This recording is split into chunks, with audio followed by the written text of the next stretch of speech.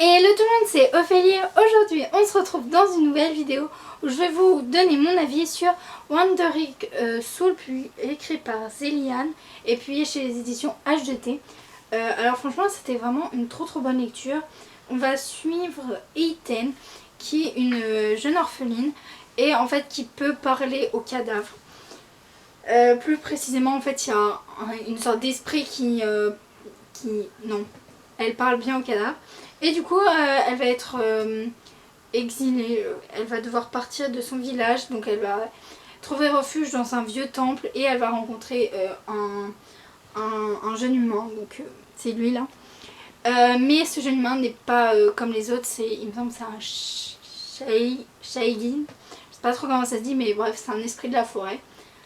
Et sauf que ces esprits de la forêt, ils sont là pour tuer les humains. Et du coup en fait on sait pas trop pourquoi, comment elle peut parler aux cadavres. Elle a aussi des super pouvoirs, par exemple elle est immortelle.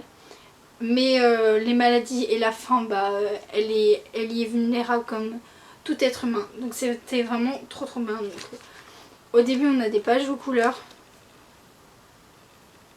Et après on a des pages blanches, mais je trouve que donc là après les premiers chapitres on a de grandes images, mais je trouve que la réalisation est vraiment genre, les dessins sont vraiment trop bien faits.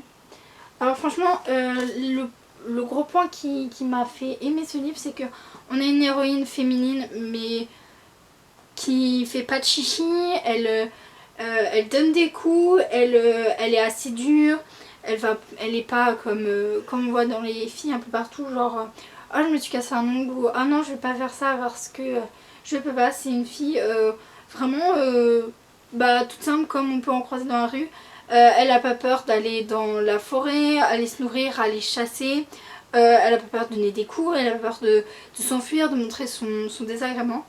Bref, c'est une fille que j'ai beaucoup aimé lire avec moi. Même si elle est... lire avec moi, ça veut rien dire. Lire, même si elle est un peu froide. Mais ça fait tout son charme et franchement je l'adore. La couverture elle est juste genre trop belle je trouve. Elle est vraiment hyper bien faite. Donc après vous avez là du coup les dépliants. Par contre je préfère largement la couverture dépliante. Et il y a un tome 2, c'est une série en 2 tomes. Ça a vraiment, j'ai hâte de découvrir le deuxième tome. Car le premier tome il nous laisse sur une fin où on se dit ah non ça peut pas se finir comme ça.